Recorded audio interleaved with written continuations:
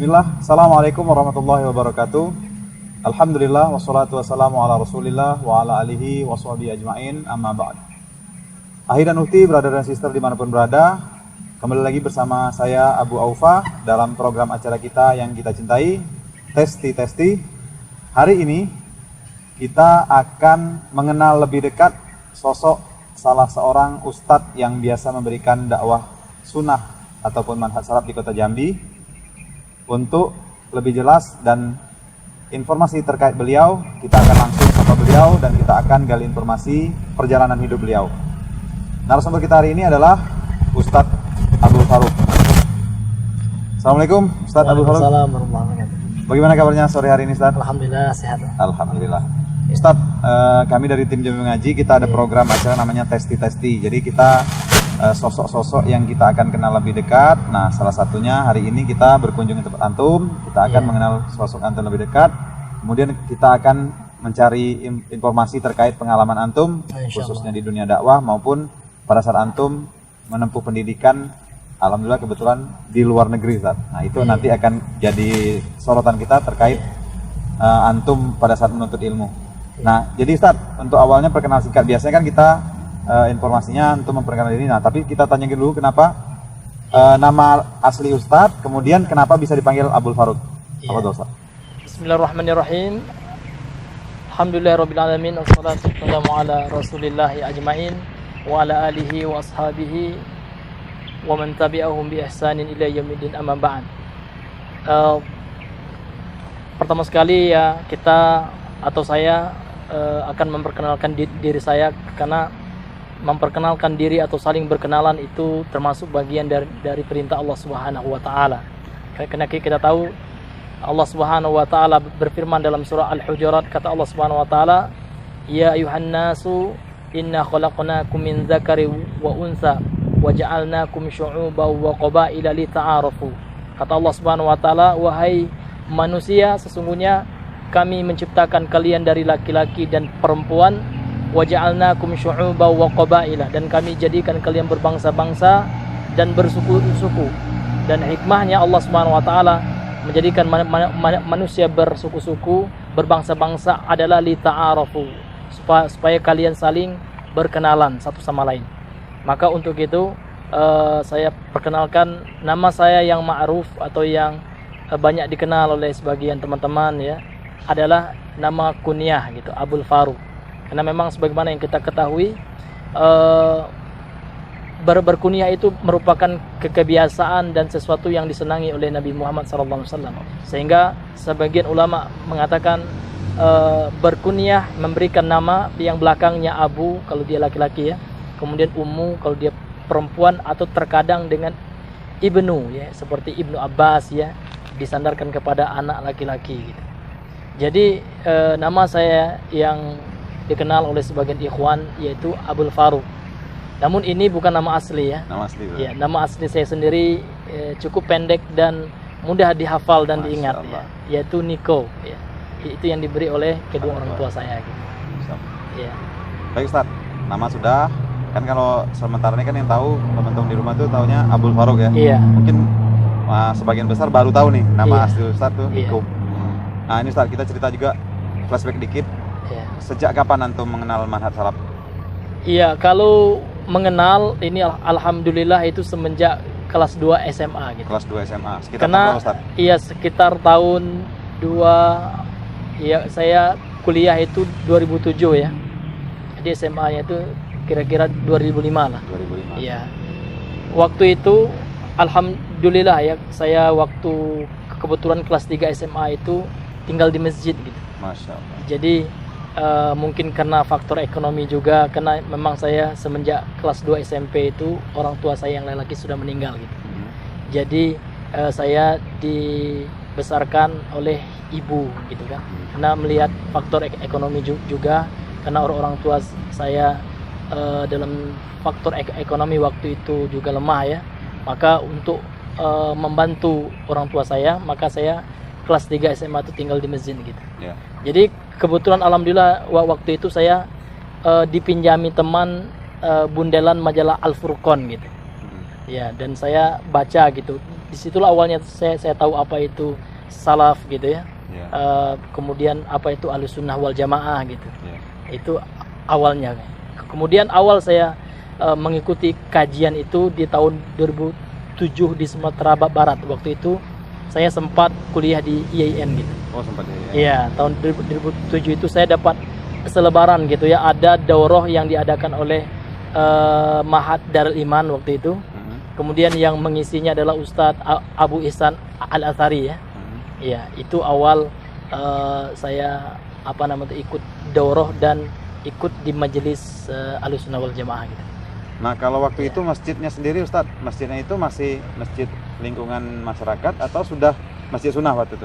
Oh enggak, ya waktu saya tinggal di masjid itu masih masjid umum gitu. Masjid umum, ya, ya. karena masjid itu adalah masjid yang terletak di belakang SMA kan, karena kebetulan waktu SMA itu saya enggak di Jambi Bang ya. Saya SMA-nya di pesisir selatan ya. Oh, di Sumatera Barat. Di Sumbar ya. Ya. Tepatnya di Kecamatan Kambang di Lengayang. Nah, berarti Iya. antum ke Jambi sekitar tahun berapa? Masuk Jambi? Sebenarnya saya lahir itu di Jambi Bang ya. Oh, lahir di Jambi? Iya, Gimana? lahirnya itu di Jambi, di kata orang tua saya di rumah sakit Putri Ayu itu. Oh, Ya, Puskesmas tahun Putri Ayu. 1989 gitu. Kemudian usia 3 tahun saya diajak merantau oleh kedua orang tua saya ke Morobungo gitu. Ke Morobungo ya. Morobungo bukan di kota ya, masuk lagi ke desanya gitu, di Desa Peninjau namanya, Kecamatan Tanah Tumbuh gitu. Iya. Sampai SMP. Ketika saya kelas 3 SMP itu qadarullah orang tua saya yang laki meninggal gitu. Iya. Dan tak terkala ketika orang tua saya yang laki udah meninggal, akhirnya kami diajak pulang kampung gitu ya. Balik kampung lagi. Oleh orang tua saya yang perempuan gitu. Oh, itu balik kampung lagi. Iya, akhirnya saya disekolahkan di kampung orang tua saya yang perempuan gitu. Ke SMA ya. Iya. Berarti antum sempat kuliah. Iya. Nah, berarti setelah kuliah itu Ustadz kan setelah di pasar dasar kuliah antum di IAIN. Iya. Kemudian antum sudah mengenal makna salaf. Iya. Kemudian awal mula cerita antum masuk pondok. Iya, waktu saya sudah kuliah selama 3,5 tahun ya, itu sudah sempat PPL dan KKN gitu ya. Ya. KKN dulu, kemudian PPL. Kemudian saya mendapati ilmu saya tidak bertambah rasanya di IAIN gitu. Ya. Terutama dalam segi bahasa Arab ya. Padahal saya sendiri ingin mendalami bahasa Arab gitu. Ya, akhirnya saya memutuskan untuk belajar lagi gitu. Ya. Jadi awalnya saya itu ingin tes di ini ya, di Istai Ali As-Sunnah yang di Medan itu. Awal tes sudah lulus ya. Namun ketika wawancara, jadi pihak asatizah para ustadz yang menguji itu dia menanyakan asal kampung gitu. Ya. Kebetulan saya jawab waktu Sumatera itu Barat. dari Padang ya, dari Ya. Sumatera Barat. Nah, maka kata ustadz itu karena sekolahnya itu Jauh. nggak bayar ya. Oh. Gratis ya. Ini kata para ustadz itu kami lebih memprioritaskan anak-anak atau orang yang tinggal di tempat yang minoritas Islam gitu. Oh, jadi yang diterima itu kayak di Brastagi gitu ya, Ya. di daerah Sumatera Utara itu. Nah, sekalian untuk menyampaikan dakwah Ustaz ya. Iya, dan akhirnya saya nggak diterima karena memang dai. Mereka kan ingin mencetak kaderisasi dai ya. Iya. Jadi akhirnya karena saya tinggal di Sumatera Barat, karena mereka melihat Sumatera Barat sudah banyak dai-nya, Ya. akhirnya saya nggak lulus. diterima gitu. Iya. Tapi di tesnya lulus gitu. Jadi pas wawancara aja.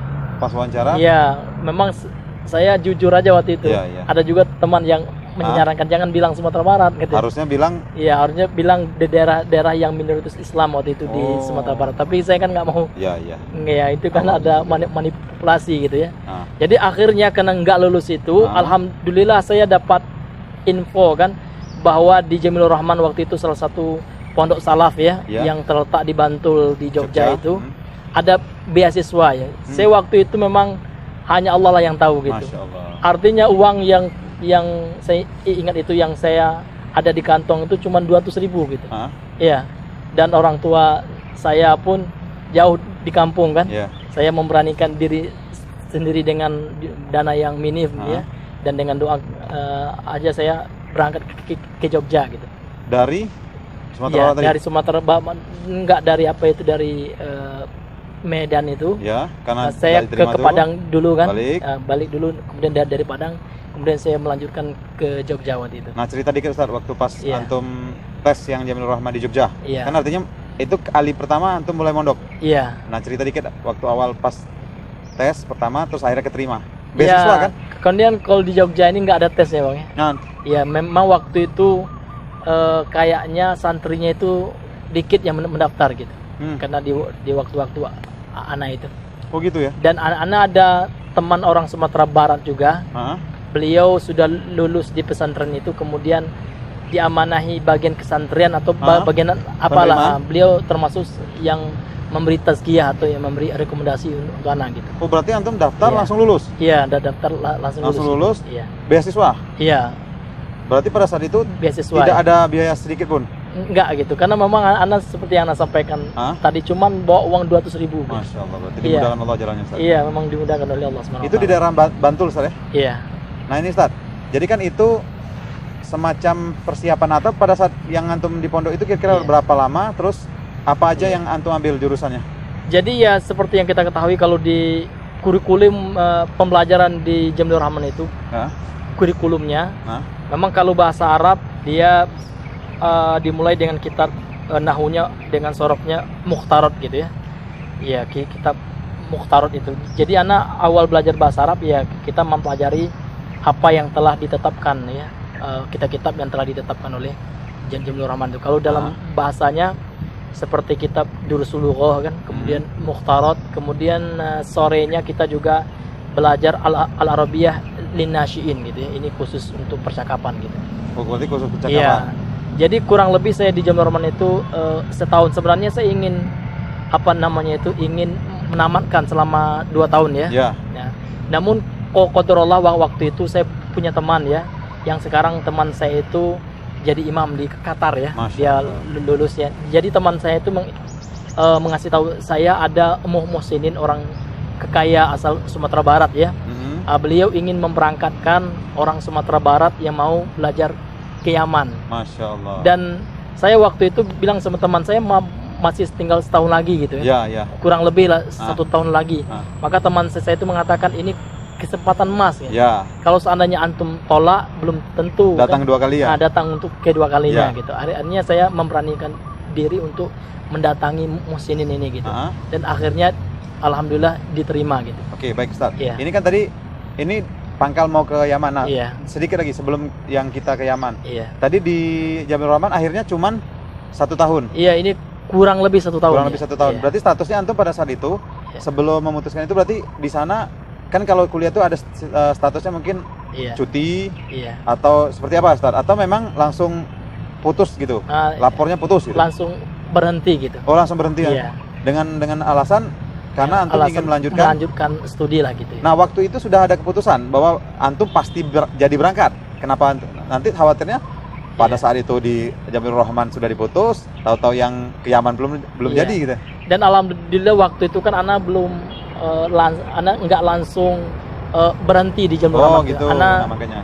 minta kepastian sama Yang donaturnya. Kemudian setelah diberikan tiket ya, diurus segala sesuatunya, baru saya mengatakan berhenti di Jamil Rahman. Oh, berarti sudah ada keputusan bahwa Iya. sudah dibelikan tiket, terus kemudian mungkin sudah kelihatan jadwal yang di Yamannya itu ya. Iya. Nah, sudah berarti kita masuk ke sesi berikutnya. Iya. Antum cerita dikit proses awal pendaftaran untuk mondok yang di Yaman. Iya.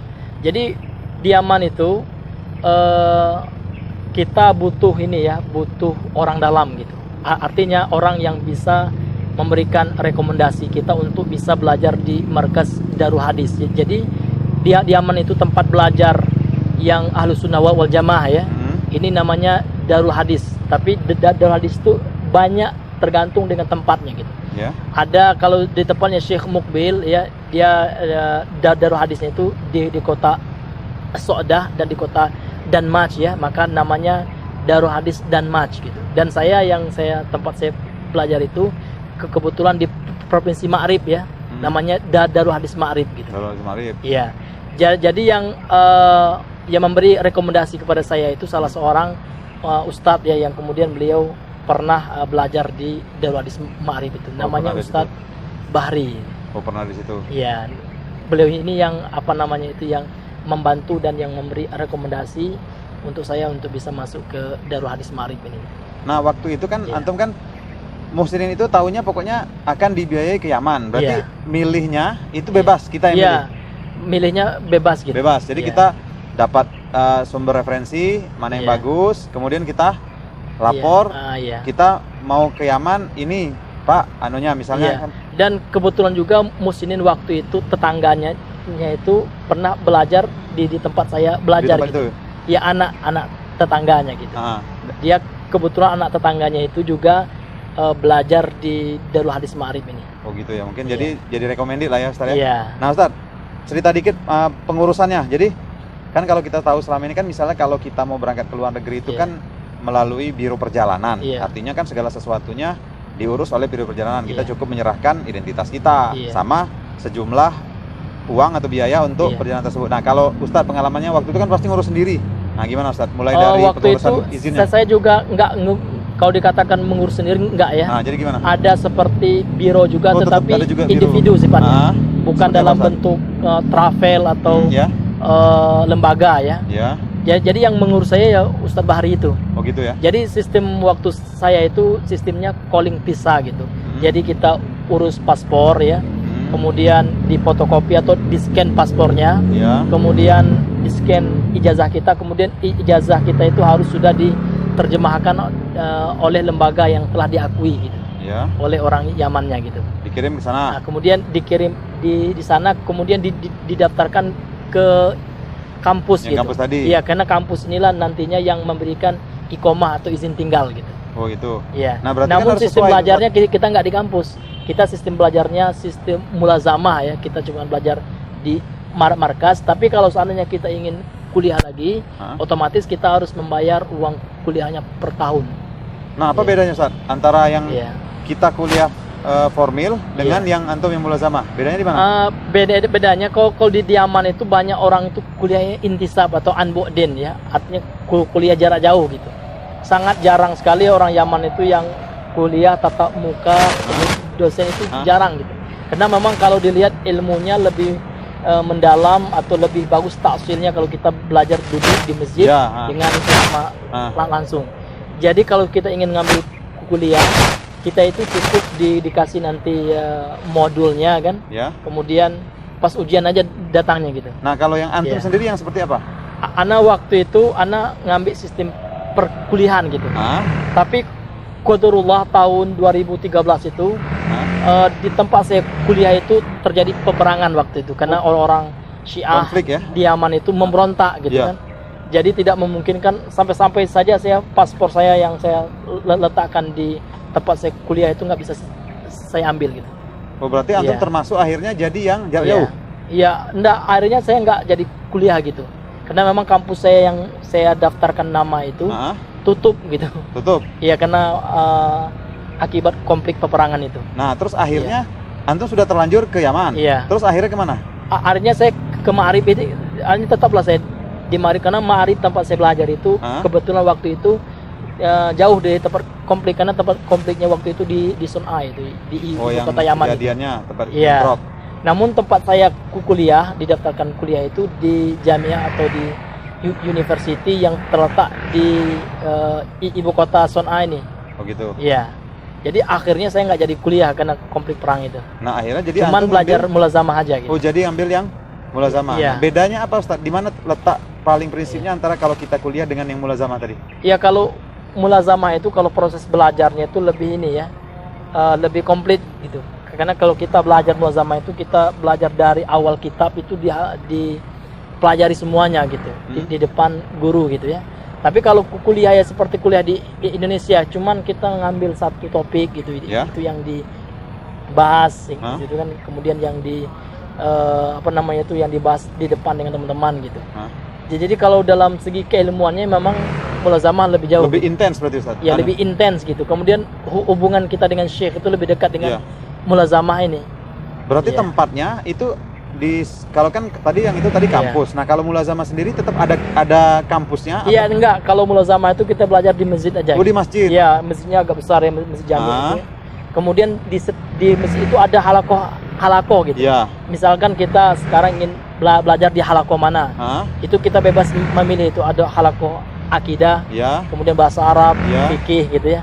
ini ada halako seperti Berarti itu. berkelompok-kelompok. Jadi dalam Ya, satu masjid terus nanti satu di halako pojok itu sana minimal 7 orang 7 lah. orang. Kemudian ada juga yang banyak, yang 20 orang. Hah? Tergantung yang disukai oleh santri gitu. Ya. Kalau santrinya suka satu syekh itu, ada syekh itu memang favorit kan, mungkin Ya. enak penjelasannya, Ya, biasanya halakonya lebih banyak gitu. Ya. Ya seperti abang lihat ini lah, kalau abang pergi umroh ya Ah. ke Madinah kan ada Ya. halako Ya, seperti ya. itulah ya. Sistem Berarti nanti mulazamah. mengelilingi ustadznya, mengelilingi Ya, syekhnya. mengelilingi syekh. Jadi syekhnya duduk di biasanya tuh nyandar dekat tiang masjid ya. Ya. Jadi kita mengelilingi itu. Kalau di Masjid Madinah tuh ada juga kayak kursi, Ustaz. Ya, kalau itu bedanya, kalau Hah? di Yaman tuh biasanya duduk aja syekhnya. Berarti duduk Kemudian lesehan ya. Hah? bukunya ada kayak meja kecil gitu kan. Ya. Ditaruh kitabnya di atas meja kecil. Ya. Nah, Iya. tapi Ustaz seolah-olah kalau itu kok sepertinya tidak terkurikulum. Jadi gimana? Iya. Ada nggak maksudnya? Ada itu terkurikulum, Nah, namun gimana tuh? kurikulumnya itu per kitab gitu. Nah, oh, per Contoh dalam mempelajari bahasa Arab ya, kita belajar dulu jurumiyah, syarahnya kan. Ya. Kemudian kitabnya apa setelah itu yang lebih tinggi lagi mutamimah ya. Kemudian setelah itu kotor nada misalkan, Ya. kemudian satu alfiyah gitu kan. Seperti itu. Jadi kurikulumnya itu terstruktur namun berdasarkan kitab gitu ya. Oh, sesuai. Tapi dengan- kalau di Jamiah enggak, dia itu dicomot-comot kitabnya gitu. Dia tematik sifatnya gitu. tematik. Per sub gitu kan, per apa namanya itu, per tema gitu. Berarti itu sama Iya. dengan mungkin kalau sudah dapat satu tema, sepertinya kita sudah menyelesaikan berapa SKS seperti itu mungkin. Seperti itulah ya, kayak di Indonesia lah. Terus gitu. nanti ada Iya. evaluasinya, Ustaz? Ada Iya, kalau di Mulazamah itu ada ujiannya juga. ujian gitu. ya? Jadi kalau sudah selesai kitab itu baru Iya. ujian gitu. Ujiannya tetap sama seperti itu di Iya. masjid juga? Berarti Iya, di satu-satu? masjid juga. 4 mata Itu- berarti sama syekhnya? Tergantung, ada ujian lisan nih kan. Ada juga ujian Tertulis juga ada? tertulis ya. Oh, tertulis Jadi juga kita ada? nulis di kertas gitu. Oh, berarti kalau tertulis bisa beberapa orang langsung diujikan oleh Iya, syekhnya. oleh Tapi syekh, kalau iya. lisan kita Iya. berhadapan langsung? Iya, kemudian biasanya itu tergantung syekh ya. Setiap syekh itu biasanya kalau kita udah lulus itu dikasihnya syahadah ya, dikasihnya ijazah. Ijazah ya? Nah. Namun di Mulazamah itu ijazahnya biasanya yang memberikan perorangan gitu ya. Per syekh berarti? Iya, per syekh ya. Kalau Ya. di kampus kan enggak, Ya, yang satu. memberikan lembaga gitu. Ya. Iya, itu Seperti mungkin itu, Ustaz ya. Berarti bedanya. berarti Ya. antum banyak dong stok anunya, stok Iya. syahadahnya? Enggak juga gitu. Adalah, namun terkadang syekh itu ada juga yang memberikan pelajaran tanpa syahadah. Oh, gitu. ada juga ya. Berarti Iya. itu tidak jaminan bahwa Ya, ini itu. tergantung syekhnya lah gitu. Nah, ini Ustaz, kita kan tahu antum kan menuntut Iya. ilmunya ke negeri orang, terus yang harus mengharuskan kita menggunakan bahasa bukan bahasa kita, kan bahasa itu. Arab. Iya. Nah, jadi pada waktu itu artinya antum sudah harus mahir berbahasa Iya. Arab. Nah, pembekalan antum sendiri berbahasa Arab di mana, Ustaz? Kalau di Yaman itu sebenarnya nggak harus mahir ya gitu. Karena banyak juga teman-teman ya, baik itu dari Indonesia maupun dari luar negeri ya, kayak orang Eropa gitu ya. Itu biasanya ada juga yang nol gitu. Yang benar-benar tidak tahu sama Iya, sekali. yang bahkan ada teman saya itu waktu saya di Hadramaut ya, ada teman saya itu orang Britania ya. Dia tuh masuk Britania. Islam kira-kira Inggris, iya, Inggris ya. Iya. Kira-kira umur 50 tahun gitu. Mualaf ya. Iya. Kemudian dia belajar ke Yaman itu nol gitu. Iya. Ya mengaji aja dia nggak bisa, namun karena dia tekun ya, belajar gitu, insya Allah bisa gitu. Jadi seperti ini, kalau seandainya kita tidak paham bahasa Arab itu, kalau seandainya kita dengar terus itu paham gitu, karena lingkungan itu bisa membentuk gitu. Iya. Iya. Cuman kan kalau misalnya seperti kan Iya. kita sudah dapat seperti antum bilang tadi itu Iya. tematik, misalnya Iya. kitab. Kan artinya kan yang menjelaskan kan syekhnya kan pakai bahasa Arab tuh. Kalau Iya. kita belum gimana kita mau mengikuti pelajaran? Jadi belum kalau ngerti. di Yaman itu ada orang Indonesia dulu dan Penterjemah gitu, Ustaz? enggak gitu. Artinya kita belajar dulu dengan orang Indonesia gitu. Oh, sebelum Jadi kita ada masuk ke ustadznya juga orang Indonesia. Ini khusus kepada teman-teman yang memang bahasa Arabnya nol gitu. Iya. Tapi teman-teman itu juga disarankan untuk hadir saja gitu. Mungkin meskipun dia belum paham, namun Tetap kalau ya, sudah mendengarkan. sering hadir, lama-lama paham juga. Insyaallah Ini dengan sudah itu ya. dicoba gitu kan Iya. oleh beberapa teman gitu yang memang dari nol gitu ya. Iya. Ini bisa insya Allah gitu. Nah, Ustaz, kalau boleh tahu sedikit waktu pas antum sebelum berangkat itu kurang lebih biayanya persiapan aja sebelum misalnya kan ngurus visa, ngurus paspor, Iya. ngurus tiket itu kurang lebih berapa kalau waktu zaman itu berapa juta? Iya, di zaman anak itu kurang lebih 21 Bang. 21 juta. Iya, 21 juta ya. Itu berarti sudah termasuk tiket berangkat? Iya, ini sudah termasuk biaya hotel. Nanti kan kita nggak langsung ke markas ya. Iya, berarti Kita di hotel di hotel dulu. kira-kira 3 hari gitu ya. Hah? Kemudian biaya makan kita, visa, Hah? kemudian izin tinggal 1 tahun ya, Oh, gitu iqomah ya? 1 tahun ya. Ah. Ini waktu di zaman Ana itu 21 juta Bang. 21 juta. Ya. Nah, sementara di sana sendiri yang antum itu, yang Iya. antum ikuti yang mulazamah itu Iya. berbayar atau beasiswa? Ustaz? Enggak, kalau di markas Yaman itu Hmm. hampir semuanya kalau di markas Ahlussunnahnya itu nggak berbayar gitu. Berarti Semuanya gratis? Beasiswa ya. Masya Allah. Berarti Iya. antum berarti cukup yang dari Muhsinin tadi, Iya. berarti membiayai keberangkatan antum sampai yang hotel tadi berarti ya? Iya. Kemudian yang kita bayar sendiri itu yang harus dikirim Muhsinin itu biaya kehidupan sehari-hari seperti biaya mencuci, cuci pakaian, sabun mandi gitu. Iya, Bang. kebutuhan Kemudian biaya- kalau kita kebutuhan ingin biaya jajan, pribadi ya? jajan atau beli pulsa gitu. Oh, Iya. berarti kalau makan, Namun kalau makan sudah disiapkan oleh markas. oh sudah disiapkan Iya. termasuk di dalamnya. Iya. Cuman yang harus kita siapkan juga itu beli buku dengan baju gitu. Oh, untuk kita. Nah, betul. tentu kita kan butuh pakaian Ya. juga gitu. Nah, berarti Beli antum, jubah gitu. berarti pada saat itu Iya. lapor. Misalnya antum panggil Muhsinin itu apa waktu itu? Ya, Bapak, jadi- Pak, berarti saya biaya hidupnya sekian gitu. Iya. Berarti antum lapor gitu ya. Iya. Dan kebetulan saya tuh Muhsinnya itu baik ya. Masya Allah. Dia tuh enggak sempat kita minta lu lah dikirim. Oh, gitu ya. Terkadang yang dikirim tuh lebih dan Masya akhirnya Allah. yang lebih itu saya belikan ke kitab gitu. Masya Allah. Berarti Ya, alhamdulillah. alhamdulillah. Ustaz. Iya. Nah, ini Ustaz, kan tadi sudah tuh. Iya. Berarti kalau gitu gratis. Iya. Cuman kita mikirkan biaya hidup, Iya, yang kita pikirkan biaya beli kitab, beli kitab, Iya, kemudian kebutuhan pribadi. sehari-hari ya. Ya, dari yang kebutuhan pokok makan Iya. itu di luar itu Ustaz, ya. Kan itu sudah ditanggung kalau makan sehari-hari ya. Nah, terus ini Ustaz, kalau kira-kira antum pada saat berangkat ke Yaman itu kan memang sudah niatnya dari awal untuk menuntut ilmu. Ada nggak Iya. waktu pas awal-awal tuh langsung semacam perasaan sedih karena satu jauh meninggalkan kampung halaman, kedua meninggalkan orang tua walaupun waktu itu pada saat itu ibu ya. Nah, Iya. ada nggak kira-kira perasaan seperti itu? Ustaz? Iya, kalau perasaan seperti itu tentulah ya, namanya orang merantau ya. Ya, Pasti dalam hatinya ada rasa rindu kepada kampungnya gitu. Ya. Iya.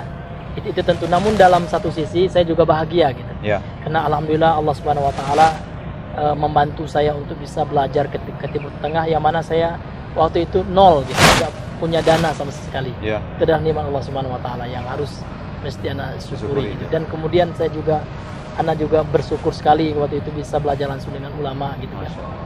Ya. Namun itu semua adalah berkat Allah Subhanahu wa taala, kemudian doa juga. Iya. Karena anak dulu memang waktu di SMA itu saya masih ingat itu ya. Saya pernah lihat di TV itu kan Ya. ada orang-orang yang balik dari Arab Saudi, Ya. dari Arab gitu ya, belajar di Arab. Iya. Kemudian sempat juga saya berdoa gitu kan. Iya. Dan saya nggak tahu sumbernya dari mana, bagaimana bisa terjadi, saya nggak mikir, saya cuma doa kepada Allah Subhanahu wa taala dan Allah berikan di jalan yang saya nggak sangka-sangka. Iya. Masya Allah. Iya, ya, anak nggak sangka-sangka gitu. Tapi itu menunjukkan kekuatan doa gitu. Iya. Jadi jangan kita merasa mustahil gitu. Enggak, nggak ada yang mustahil di sisi Allah kan. Iya. Asalkan doa kita itu benar, baik ya. Iya. Iya, maka itu dijabahi oleh Allah. Nah, ini Ustaz, Iya. jelas tadi sudah keputusan Yaman. Nah, sebelum waktu pada saat antum sudah dapat Muhsinin itu, apakah Muhsinin itu menekankan harus ke Yaman? Atau waktu itu kan mungkin ada pilihan kan namanya Arab Saudi. Iya. Saudi Arabia kan ada Mekah, ada Iya. Madinah. Nah, kenapa ke Yaman? Iya, memang Muslimin waktu itu memang memilih Yaman ya. Oh, berarti dari Karena Musliminnya. memang Muslimin itu tahu kalau seandainya kita mulazamah ke Arab Saudi, Ya. dana pribadi ini lebih mahal gitu. Masya Allah. Karena di Arab Saudi itu ada juga teman yang yang ngasih tahu Ana ya. Ya. Itu masuknya aja kita butuh Ya. uang 60 juta gitu untuk dapat visa bebas gitu kan. Kemudian di Arab Saudi itu yang mulazamah itu butuh kafil ya, butuh orang Arab yang sebagai penjamin dia gitu. Oh iya, Iya. jadi lebih Dan Yaman ini lebih enak gitu. syaratnya lebih kompleks lagi. Lebih kompleks dan lebih ketat di Arab Saudi Ya. ketimbang di Yaman. Kalau Yaman itu sangat gampang gitu. Masya Allah. Dan Berarti sekarang kalau ada teman yang mau berangkat, Ana ada juga channel yang gampang. Gitu. Insya Allah. Mudah-mudahan Dan ada teman rencana anak-anak kita pengen nanti kuliah keluar. Iya, bisa tuh Bang ya. Iya. Iya. Kan kita tahu kuliah di negeri orang, tadi antum bilang Iya. sempat pasti sedih lah ya, pasti Iya. bahwa kita jauh dari tanah air kan, Iya. dirantau orang sama keluarga. Nah, Iya. kami ingin tahu gimana budaya di Yaman itu seperti apa Ustaz? Iya. Budaya di Yaman ini cukup unik gitu Bang. Ya, Ya. gimana? Yang pertama, orang Yaman itu sangat memuliakan tamu gitu. Masya Allah. Iya, itu budaya yang sangat luar biasa gitu Bang. Jadi ini sangat cocok dengan apa yang disabdakan oleh Nabi yang mulia sallallahu alaihi wasallam. Sampai Nabi mengatakan ahlul Yaman araqun nasi quluban. Orang Yaman itu adalah manusia yang paling lunak hatinya. Ya kan? Artinya kalau kita lihat hadis-hadis tentang keutamaan negeri Yaman itu sangat cocok ya dengan kalau seandainya kita menyaksikan langsung gitu. Iya. Kemudian orang Yaman itu orangnya sangat memuliakan tamu. Kemudian orangnya itu sangat memuliakan tulabul ilmi, sangat memuliakan penuntut ilmu itu. Ya. Kemudian satu hal lagi yang agak asing kalau kita lihat kemudian kita ya, orang Yaman itu termasuk sesuatu yang mereka banggakan, itu artinya suatu perhiasan bagi mereka itu bukan ini Bang, bukan emas ya, bukan make emas atau make baju gaul, enggak. Perhiasan mereka itu adalah membawa senjata gitu. Senjata seperti AK-47 yang disandang itu perhiasan gitu. Masya Allah. Atau pakai pistol, bahkan ada juga yang pakai sniper gitu. Iya. Ini termasuk zina ya, termasuk perhiasan orang Yaman gitu. Masya Allah. Karena memang negeri Yaman itu adalah negeri yang membebaskan senjata gitu. Bahkan kalau seandainya kita punya uang, orang jual senjata itu bagi jual HP Bang. Ada konter senjata ada. Bebas Ustaz? Bebas gitu dia, itu bedanya dengan di Indonesia, dan tanpa surat gitu. Tanpa. Karena negeri Yaman itu termasuk agak kurang lah dalam segi pemerintahannya, agak kurang ketat dalam segi itu. Tapi alhamdulillah jarang sekali kita dengar perampokan, pemerkosaan, sebab orang kan masing-masing rata-rata udah punya senjata gitu. Jadi agak berpikir pula orang merampok di situ. Nah kalau Syekh sendiri ada nggak yang bawa senjata Ustaz? Ada Syekhnya yang pakai pistol. Pistol? Iya. Dan kemudian kalau Syekh markas yang paling tinggi ya, itu ada harisnya, ada penjaganya. Penjaganya biasanya pakai pengawal loh ya? Persenjataan lengkap ya. Itu berarti karena memang di Yaman itu terutama di Yaman Utara itu ada sekelompok Syiah ya yang sangat benci kepada Ahlussunnah gitu. Bahkan mereka menghalalkan darah Ahlussunnah, makanya para masyayikh itu ketua-ketua markas itu mereka memiliki penjaga gitu. Nah, kenapa antum sebut terus sebutannya markas? Itu apa maksudnya? Markas itu sama dengan mahat. Markas itu adalah mahatnya. Tempat berkumpul kita untuk menuntut ilmu gitu. Nah, pada waktu biasanya di Yaman istilahnya markas ya. Yang lebih populer tempat Ahlussunnah ya. Itu namanya markas. Darul hadis ya. Biasa seperti. Nah, waktu antum pada saat antum menimba ilmu di sana, nah pada saat itu pemerintahnya itu tuh bermanfaat apa? Pemerintahnya umum gitu, tapi secara umum Ahlussunnah juga. Ahlussunnah gitu. Ya, bukan Syiah, namun yang memberontak Syiah gitu. Berarti Syiah yang memberontak. Iya, makanya kan kita lihat kemarin itu Arab Saudi sampai memerangi Yaman, itu bukan memerangi Yaman. Namun Syiahnya. Arab Saudi waktu itu pemerintah Yaman meminta bantuan gitu. Karena pemerintah Yaman diperangi ya kan. Kemudian meminta bantuan kepada Arab Saudi untuk membela rakyat Yaman yang diperangi juga oleh Syiah. Maka ada media yang salah itu dipelintirkan. Iya, ini hoax itu dipelintirkan Arab Saudi menyerang Yaman. Enggak ada Arab Saudi menyerang. Arab Saudi itu ingin membela rakyat zaman yang diperangi oleh orang Syiah. Itu. Nah, itu. Cuman di media bahkan markasnya Syekh Yahya Al-Hajuri ya. Beliau adalah salah seorang murid yang muncul dan beliau mewarisi markas Darul Hadis dan Maj itu diperangi oleh Syiah gitu. Akhirnya Syekh Mukbil minta suaka ke Arab Saudi waktu itu dan diterima oleh orang Arab Saudi kan. Nah memang sudah banyak ikhwan yang meninggal gitu ya. Diperangi oleh orang Syiah itu di Danmaj ya, di Darul Hadis Danmaj, di markas Darul Hadis Danmaj. Berarti diserang dengan senjata lengkap. Pakai rudal midpa ya, pakai dabah itu luar biasa gitu. Oke Ustaz, tadi budaya. Nah sekarang makanan Ustaz. Jadi kan kalau saya tidak salah di Yaman ada nasi juga Ustaz ya? Iya, kalau Ustaz? nasi itu biasanya tidak seperti kita nasi putih enggak, namun seperti nasi putih. Dan itu hanya makan siang aja. Kalau makan untuk sahur, untuk subuh ya biasanya pakai roti khubz ya. Roti itu biasanya dicampur dengan kacang yang dimasak itu. Istilah mereka itu faisoliyat. Kayak kari mungkin. Iya kayak kari tapi lebih kental lagi. Enggak, kacang aja, komponennya kacang gitu. Komposisinya. Rasanya manis, gurih atau? Rasa itu aneh awalnya. Kalau Anas sendiri ya, mungkin Anas pertama kali mengonsumsi itu. Awal makan itu mencret dan Masya Allah. Iya, Berarti pagi ya sarapan berarti Ustaz? Ya itu untuk sarapan, kemudian malamnya juga itu. Oh malam juga makan malam? Malamnya seperti makanan pagi, yang beda cuma makan siang, karena memang makannya 3 kali dia nanti. Nah makan siang berarti nasi? Iya, nasinya biasanya dicampur dengan lauk, apa nama itu, lauknya itu kentang yang dipotong-potong, yang dibuat kayak gulai tapi nggak pakai santan gitu. Iya. Nah terus lauknya misalnya kan proteinnya apa Ustaz? Misalnya apakah ayam, apakah daging? Kalau kita makan daging itu kambing biasanya. Kambing? Jadi markas itu kan dapat bantuan pas hari raya korban ya. Itu biasanya ada muslimin yang mengasih banyak. Bahkan kami kemarin tuh sampai 500-an kambing. Masya Allah. Kemudian pas kita korban tuh nggak langsung sekali makan habis, nggak, namun dimasukkan ke kulkas, ke lemari es. Dibekukan berarti ya? Salajah ya, dibekukan, dan itu bisa dimakan selama setahun. Namun makan kambing kalau di markas Ma'arif itu sekali 1 pekan, yaitu sesudah sholat Jumat. Oh berarti makan besar ya? Iya, memang hari Jumat kan termasuk hari besar ya, hari raya. Islam, dibuat menu apa Ustaz? Menunya biasanya itulah direbus dengan bumbu orang Yaman itu. Jadi kayak kari atau kayak rendang atau kayak direbus gitu. Direbus tapi berasa. Tapi ada marok itu istilahnya ada kuahnya gitu. Namun kuahnya itu bumbu khas Yaman gitu. Tapi nggak ada cabenya, nggak ada itu baru kita sambalnya. Biasanya orang Indonesia bikin sambal DB. Karena orang Yaman itu sangat anti dengan pedas. Pedas itu nggak tahan gitu. Nggak ada pedas sebenarnya. Karena kalau cabe, kalau bahasa Yaman itu bisbas ya. Ya kalau bahasa Arab Fushahnya kan fil ya. Mereka sangat nggak sanggup gitu. Udah sanggup. Karena perutnya nggak padahal bisa, hidup di daerah panas gitu. Itu. Iya. Tapi cabai tidak kuat berarti. Iya, nggak kuat makan cabai orang Arab. Rata-rata seperti itu orang Arab. Anunya apa berarti Ustaz? Untuk sebagai bumbu misalnya kalau kita kan sayur ada. Nah kalau di Yaman itu ada sayur nggak gitu? Sayurnya nggak ada, jarang itu. Kayak terong gitu Ustaz, pernah saya terong ada. Nah itu biasa terong itu dimasak, dicincang gitu, dipotong kecil-kecil. Tadi kan makan pagi, nah pas malam. Kalau kita kan di Indonesia pagi makan besar ada lauk, siang makan besar ada lauk. Nah malam makan ada lauk juga. Kalau di Yaman tadi gimana Ustaz? Enggak, menu makan malam kalau khusus di markas ya. Ini sama seperti makan pagi. Sama persis.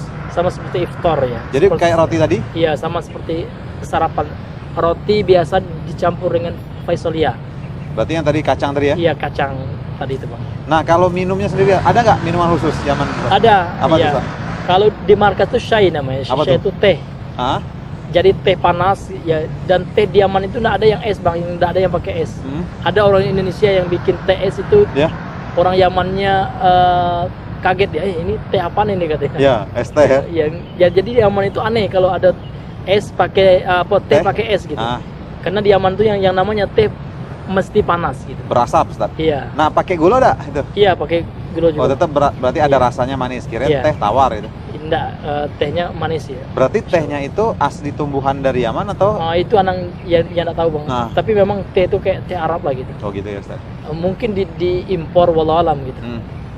Tapi kalau dilihat taman teh nggak ada di Yaman ini diimpor juga dia. Teh itu kan dingin kan harus. Iya, kayaknya itu diimpor sih Bang. Berapa lama antum adaptasi? Kan antum tadi cerita ada gangguan di pencernaan. Iya, ini sekitar 2 pekanan lah gitu. 2 pekan ya. Iya. Ada yang saya pernah. Memang anak memang nggak terlalu cocok makan Yaman. Memang anak agak dikit. Kalau roti itu biasa satu tuh sulit saya menghabiskan. Itu kan agak besar ya Ustaz? Iya, dan rotinya tuh nggak ada rasanya, padat gitu. Jadi tawar. Tawar gitu. Jadi memang nggak seperti kalau sedikit. Roti kita kan ada enak gitu, ada coklatnya. Ya. Kalau itu enggak. Tapi mengenyangkan gitu. Kalau habis satu itu, masya Allah gitu. Sebesar apa Ustaz? Sebesar inilah gitu. Ya, sebesar 2 tangan inilah. Nah berarti waktu pas sarapan. Jadi roti itu yang bikin kita juga tuh, orang Indonesia juga, ada orang Yaman juga ada piketnya gitu. Chefnya lah ya. Jadi santri itu ada jadwal piketnya juga Bang di Yaman tuh. Bantu tobak ya, orang yang di dapur ya. Petugas dapur ya. Untuk bikin itu. Buat anunya ya, buat rotinya. Bikin roti itu diadon kan. Kemudian kita membentuknya gitu. Dibakar ya saya. Ya, kemudian dimasukkan, diletakkan ke dalam tampan itu, kemudian dibakar. Itu namanya tempat bakar tuh tatanur namanya Bang. Iya, tanur ya. Berarti gini Ustaz, kalau kan termasuk budaya juga lah kali ya. Kan budayanya tadi sudah makan. Nah, budaya makan. Jadi kalau kita kan biasa sarapan nih mungkin jam 7 atau jam 8. Nah, kalau situ apa ba'da subuh atau jam berapa kira-kira? Kalau biasanya itu jam 6 lah gitu, atau jam setengah 7. Berarti ba'da subuh, Iya, terus ada Ba'da subuh ya. ada kajian pagi dulu. Ada kelas Enggak, pagi? kalau subuh itu biasanya kita setoran Al-Quran bang ya. Oh iya, setelah Ya, Al-Quran misalnya. jadi di Diaman itu ini yang belum saya sampaikan. Ya. Diaman itu kita wajib menghafal gitu. Ah, ah. Jadi setiap malam itu menambah hafalannya subuh ya. Setorannya itu Ba'da Isya gitu. Pada Isya. Karena alhamdulillah udah setoran 15 juz tuh. Masya Allah. Berarti Karena khusus. anak pindah ya kan. Ya. Jadi di tempat anak di Hadramaut itu tidak ditekankan Al-Quran gitu. Mulai dari belakang atau dari depan? Anak, Dari juz 30 atau dari anak dari Al-Baqarah. berarti dari juz 1 Iya. berarti? Iya. Tapi anak-anak menghafal juga anak. Ah, Menghafal juga dari juz amma, kemudian Iya. juz 29. Tabarok juz 29, Iya. kemudian 28. Berarti hafal setoran juga. Iya. subuh. Enggak, Ba'da setorannya Isya. Ba'da Isya gitu. Nah, pas yang subuh antum bilang tadi itu setoran apa? Yang subuh itu nambah hafalannya. Oh, nambah. Berarti kita Iya. ngapal ulang lagi, Nah, ngapal lagi iya, tambahan. Kita ngapal tambahan, kemudian plus murojaah. Murojaah. Iya. Nah, itu baru habis itu Iya. kita mandi dulu atau langsung sarapan? Enggak, habis Murojaah? habis sarapan baru mandi gitu. Oh, baru mandi. Ya itu sistemnya. Baru selesai itu sarapan Iya. nanti mungkin kegiatan pribadi baru masuk kelas. Baru masuk ke kelasnya, masuk bukan kelas ya, dia bukan sistem. Ya, klasikal. maksudnya yang di masjid tadi Masuk halakoh ya. ya halakoh tadi. Iya. Baru mulai halakoh lagi. Iya, halakohnya itu biasanya sampai zuhur ya bang ya. Ya, Kemudian kalau habis asar, ya, dari zuhur ke asar itu biasanya tidur siang gitu bang. oh, tidur siang. Iya. Masya Allah. Berarti Pada asar biasanya kalau ada ngambil halakoh ada lagi? ada lagi, dan sistem alako itu bang tidak wajib gitu bang ya. Hmm. Kita tuh bisa ngambil alako, bisa enggak gitu. Ini Yang pada dipersilakan. asar tadi. Iya, nah yang subuh, yang Mulai dari pagi siang tadi? juga. Oh, seperti Bahkan itu. ada orang Afrika ya, di zaman itu banyak juga teman-teman kan ikhwan dari Somalia ya, Iya, kemudian iya. dari Ethiopia ya kan. Ah, ah. Mereka tuh biasanya belum hafiz Al-Quran, tidak masuk pelajaran ya, mereka tidak masuk hadis, tidak masuk pelajaran nahu, pelajaran bahasa Arab gitu Iya. kan.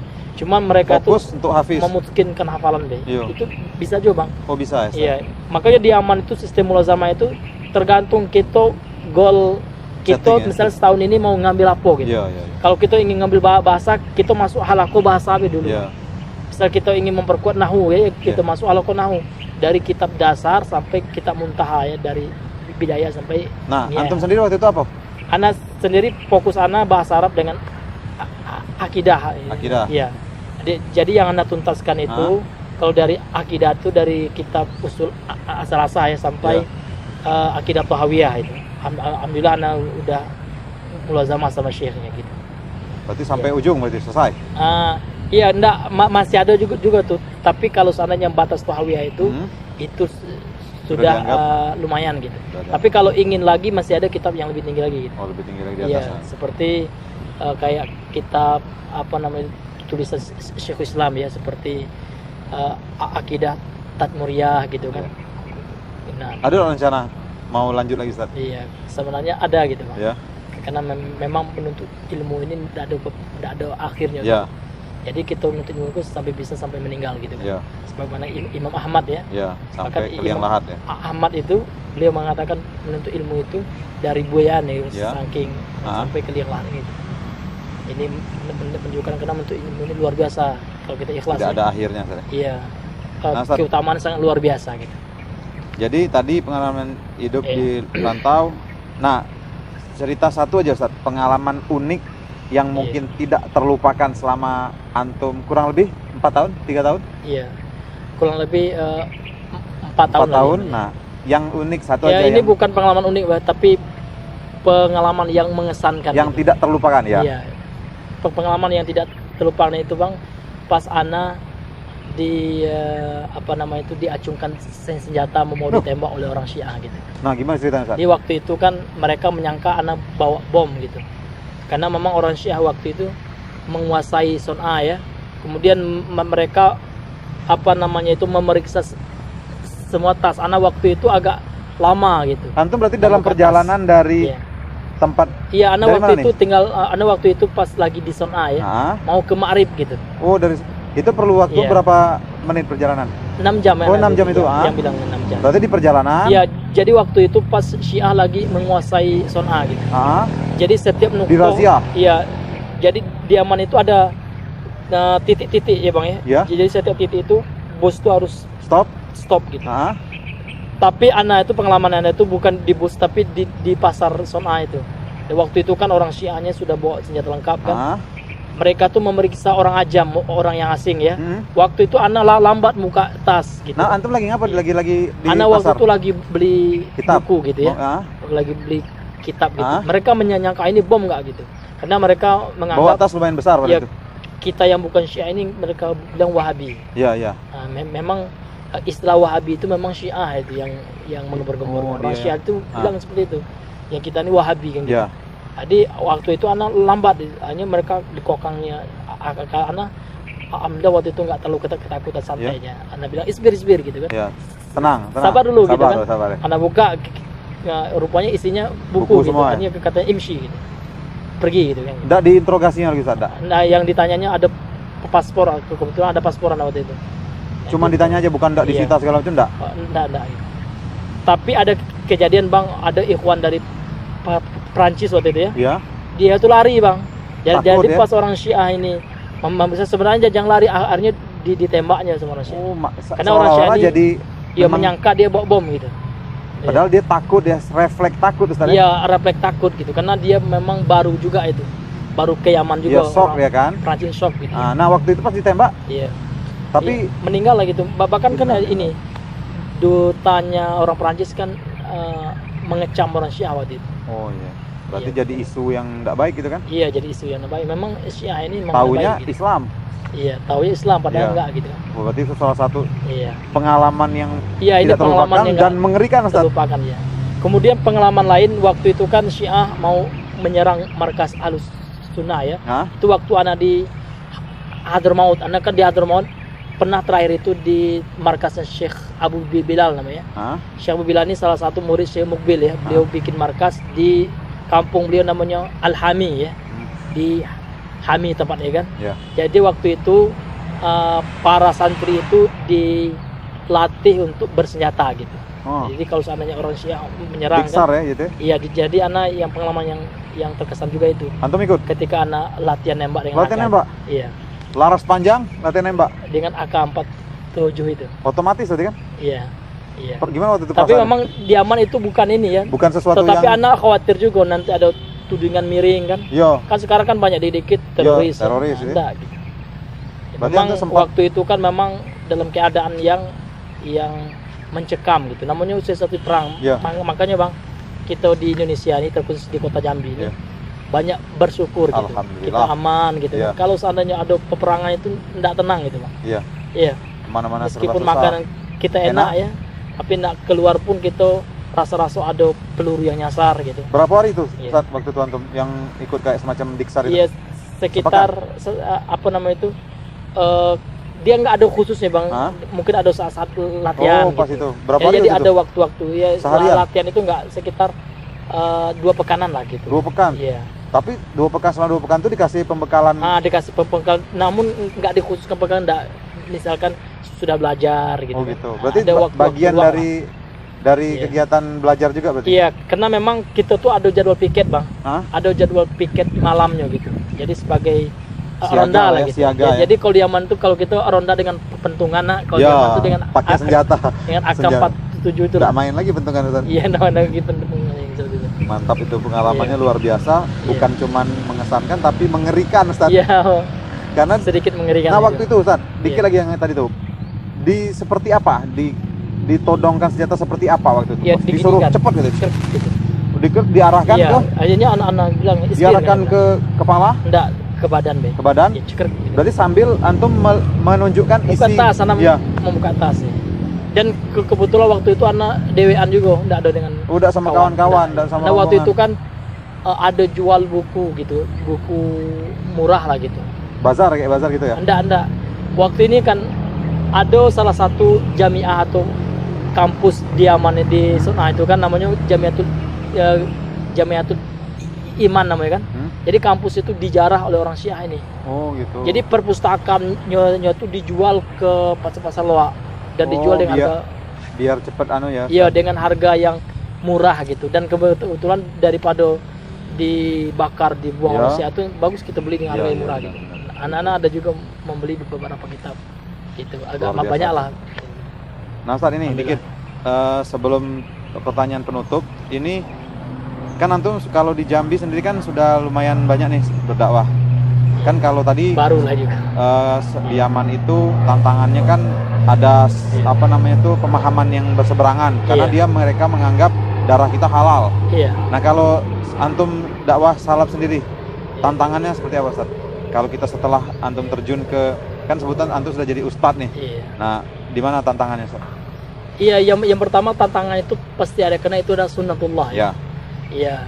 Setiap seseorang yang ingin melakukan atau melangkah kepada hal yang baik itu pasti diuji oleh Allah, karena bentuk Allah menguji seorang hamba itu pasti diberikan ujian tantangan oleh Allah Subhanahu wa taala berupa gangguan ya. ya, Itu pasti ada ya. Bahkan para nabi aja kan, kalau kita lihat kisah-kisah para nabi dan rasul itu ada yang dibunuh oleh kaumnya gitu. Bahkan Nabi kita Muhammad kita dakwah di Taif dilempari ya. sampai berdarah kaki beliau kan gitu. Dan anak yang iya, kalau tantangan kita biasanya ya kelompok yang tidak sepaham dengan Ahlussunnah wal Jamaah Ya. gitu ya. Yang biasanya mereka ini membuat makar sehingga kita di cancel di masjid itu ya. Ya, Mereka melemparkan tuduhan dan fitnahan biasanya ya. yang tidak sesuai dengan fakta itu biasanya. Pernah Ustaz? Iya, Di anak Jambi? pernah mengisi di THO gitu kan di Ah. salah satu masjid. Ya. Ya. Kemudian cuman mengisi 2 kali sekali gitu. Kali yang Karena ada isu yang mengatakan dia Wahabi dan lain sebagainya. besoknya dilarang lagi. Iya, besoknya tidak dibolehkan lagi sama pengurusnya gitu. Kajian pekanan atau kajian Ya, kawan-kawan waktu itu ingin membuat kajian pekanan? gitu. Rencana itu ya, Iya. rencana tetap, Iya. tapi ternyata karena Karena ada suara-suara ya, minta sumbang, akhirnya tapi tidak dibubarkan lagi. nggak dibubarkan, nggak. Mereka masih ada adab lagi gitu. Ya, berarti setelah Cuman mereka mengatakan jangan lagi untuk besoknya. stop ya sampai di sini. Stop ya, gitu. Oke. Salah satu tantangan Ustaz. Tapi tantangan anak pernah di Sumatera Barat itu memang pas anak ceramah di stop gitu. Itu apa dalam Karena kajian? anak waktu itu mengisi di masjid dekat pasar ya. Ah. Kemudian teman-teman anak bilang di pasar itu memang sangat subur budaya syirik zimat ini. Ah. Jadi pedagang itu pakai penglaris, Ya, pakai zimat. Waktu itu memang anak sengaja membahas tentang Itu zimat. jam berapa? Jam siang? Itu pas sebelum sholat, sesudah sholat Zuhur. tarawih itu di Oh, bulan puasa. Iya, Berarti itu waktu malam, anak Ustaz. masih di IN itu. Berarti malam. Iya. Berarti malam tapi Iya. kegiatan pasar masih berlangsung. Oh, enggak, yang pasarnya siang, tetapi orang-orang yang di situ Lingkungannya? orang pasar gitu. Oh, yang Jadi waktu itu anak membahas tentang Syirik. bahayanya kesyirikan. Ya. Ketika anak membuat contoh zimat, Ah, langsung anak dikat dan pengurus masjidnya bilang itu memecah belah Ustaz katanya. langsung seketika. Langsung di seketika Hah? akhirnya dia bilang tutup ya lah ya, anak tutup ya. Padahal itu iya. di antara sholat tarawih atau sesudah. Berarti dia untuk anak langsung pulang benar. sesudah sholat tarawih. Iya, berarti. yang penting kita kan menyampaikan. Iya. Kalau seandainya tidak didengarkan, yang penting kita sudah Sudah. mendengarkan hujah kan gitu. Iya, iya. Prinsip. Luar biasa, berarti salah satu juga termasuk. Iya. Tapi setelah itu, Kemudian pengalaman anak juga ketika anak KKN ya. hah? Anak pernah masuk di suatu kampung itu di Sungai Tunuh namanya. Sungai Tunuh itu termasuk Masih di Sumatera Barat? iya di pesisir selatan Hah? termasuk ke kecamatan Balai Salasa ya. Ya. Jadi waktu itu di kampung itu kebudayaan syirik ini luar biasa bang. Jadi yang namanya orang pakai zimat itu sudah biasa ya. Ya, hal yang Kemudian lumrah. betul-betul kesyirikan yang lainnya. Hah? Jadi anak pernah mendekati beberapa jamaah gitu, jamaah masjid ya. Di antaranya ada bapak-bapak, ada ibu-ibu juga kan. Waktu itu anak menerangkan dan anak tanya soal syirik ya. Banyak Ya. orang-orang kampung itu tidak paham. Ya. Dan ketika anak sampaikan ini syirik seperti ini, bahayanya seperti ini, ya berdasarkan ilmu yang anak pahami kan, Iya. menerima orang itu. Ya biar orang itu tidak paham gitu orang kampung itu. Iya. Nah, dan Jadi jalan hidayah. iya, jadi kita tuh harus apa namanya itu berani menyampaikan kan. Iya. Karena sekarang kan takut tersinggung ya, takut nggak enak, jangan itu dihilangkan rasa nggak enak gitu. Sebelum kita tutup, Iya. Ana pengen antum ini nyampaikan sama Ikhwan di rumah Iya. yang punya niat atau minat mau kuliah ataupun menuntut ilmu ke Yaman, sekaligus sharing antum terkait menuntut ilmu syar'i. Tafadhol Ustaz. Ya, bismillahirrahmanirrahim. Bagi ikhwan ya, bagi teman-teman sekalian yang ada niat untuk belajar ke negeri Yaman, persiapannya sebenarnya adalah bahasa Arab ya. Jadi kalau seandainya kita sudah ada bekal bahasa Arab ini lebih menyingkat waktu ya, lebih memberikan apa namanya itu kemudahan yang lebih ya dibandingkan dengan ikhwan yang memang tidak memiliki bekal bahasa Arab sama sekali. Namun kalau seandainya yang azamnya, tekadnya kuat, toh kalau seandainya dia tidak punya dasar bahasa Arab pun bisa, namun dia harus lebih giat nantinya ketika di Yaman itu belajar dahulu dengan orang Indonesia gitu. Ya. Jadi yang apa nama itu yang perlu dipersiapkan ketika hendak ke Yaman itu adalah mempersiapkan uang untuk biaya visa ya kan, izin tinggal, kemudian paspor ya, kemudian juga tiket ya gitu. Jadi kalau di waktu saya dengan pengurusan teman saya itu memakan biaya sekitar 21 juta gitu. Kalau sekarang teman saya kemarin itu dia tempatnya yang berbeda, yang menguruskannya berbeda juga, itu biaya teman saya kemarin yang berangkat itu sekitar satu orang 18 ya Bang ya. Nah, berarti kalau dia dengan istrinya, kebetulan dia berangkat dengan istrinya, berarti 18 juta kali 2 gitu. Iya. Kemudian di Yaman juga yang mesti kita siapkan biaya beli kitab ya, kemudian biaya untuk kehidupan sehari-hari seperti sabun ya kan, sabun mandi, sabun cuci seperti itu. Kemudian kalau seandainya ingin beli baju baru ya, ingin jajan, beli pulsa gitu kan. Namun kalau masalah makan jangan dikhawatirkan karena makan sudah ditanggung oleh markas ya. Bagi yang tinggal di asrama kecuali nanti yang tinggal ngontrak dengan istrinya, ini dia harus membiayai makan dan rumah kontrakan sendiri. Kemudian di Yaman juga tidak ada batas waktunya. Belajar tuh mau berapa tahun aja boleh asal biayanya masih mendukung ya. Kemudian di Yaman juga tidak memandang berapa usianya. Ini membedakan dengan kayak masuk Jamiah Islamiyah yang di Madinah. Kalau di Madinah itu dibatasi usianya. Kalau di Yaman enggak. Bahkan saya punya teman seperti yang saya sampaikan tadi namanya Abu Musa ya. Beliau itu orang Inggris ya. Beliau masuk Islam mu'alaf usia 50 tahun. Jadi setelah mu'alaf beliau hijrah ke Madinah dan sekarang ini masih di Madinah, hijrah ke Yaman dan sekarang masih di Yaman beliau. Ya, dan alhamdulillah ya, karena berkat kegigihan beliau, kemudian berkat keikhlasan beliau, kemudian bantuan dari Allah Subhanahu wa taala, beliau sekarang sudah mahir bahasa Arabnya. Masya Allah. Dan juga telah menghafal beberapa ayat surah dari Al-Qur'an. Jadi yang penting luruskan niat, dan Yaman itu gampang gitu. Kalau seandainya ada teman-teman yang ingin, sudah ada sekarang lembaga kayak travel gitu ya, yang khusus memberangkatkan para santri atau para ikhwah yang ada niat untuk belajar thalabul ilmi ke negeri Yaman. Kemudian di Yaman juga kita itu lebih dekat dengan syekh, dengan guru kita gitu. Langsung. Iya, karena memang yang saya rasakan, saya dulu punya syekh namanya Syekh Muhammad ya, itu luar biasa gitu. Jadi kita ini tidak hanya belajar secara kognitif ya, secara keilmuan, namun juga kita belajar lebih kepada akhlak ya, karena akhlak beliau sangat luar biasa gitu ya. Betul-betul beliau itu ingin mempraktekkan ini loh akhlak itu gitu. Jadi kita bisa melihat bagaimana akhlak para ulama gitu, sangat luar biasa gitu. Ya. Kemudian juga yang terakhir ya, tips untuk dalam menuntut ilmu syar'i itu, yang pertama ya, kita harus membenahi akidah dulu gitu. Jadi kalau kita misalkan ingin hijrah ya ke manhaj Ahlussunnah ini, ke manhaj salaf ini, yang pertama kita harus menghadiri kajian-kajian yang membahas tentang masalah akidah dan manhaj gitu. Kemudian setelah itu kita mempelajari fikih yang kita butuhkan untuk kehidupan kita ya, seperti fikih sholat gitu kan, bagaimana sifat sholat Nabi yang benar gitu, fikih berwudu ya kan, kemudian yang terkait dengan kehidupan kita sehari-hari. Kemudian setelah itu kita juga memperbaiki bacaan Al-Quran kita, artinya mempelajari tahsin dan mempelajari bahasa Arab gitu. Nah, ini yang harus juga diperhatikan oleh ikhwan ya, dia harus bisa meluangkan waktunya mempelajari bahasa Arab ya, karena memang Allah Subhanahu wa taala menurunkan Al-Quran dalam bahasa Arab, hadis dalam bahasa Arab, bacaan-bacaan sholat kita berbahasa Arab gitu. Maka kalau seandainya kita nggak paham yang kita baca ketika sholat, nah ini kan masalah gitu. Nah, minimal kita mempelajari bahasa Arab yang terkait dengan ibadah wajib yang kita lakukan sehari-hari gitu. Itu mungkin tipsnya ya. Ya. Dan setelah itu kalau seandainya kita ingin mendalaminya, ya kita lanjutkan dengan ilmu pendukung lainnya gitu. Wallahu taala alam bisawab. Akhirnya Nufi, brother dan sister dimanapun berada, sampailah kita di penghujung acara kita hari ini. Satu yang bisa saya ambil hari ini, bahwa kekuatan doa ketika kita meminta kepada Allah, tidak ada yang tidak mungkin. Apapun yang kita minta dan dari tempat yang tidak diduga-duga, Allah akan berikan itu untuk kita. Saya Abu Aufa dan seluruh kru yang bertugas hari ini mengucapkan jazakumullah khairan katsira.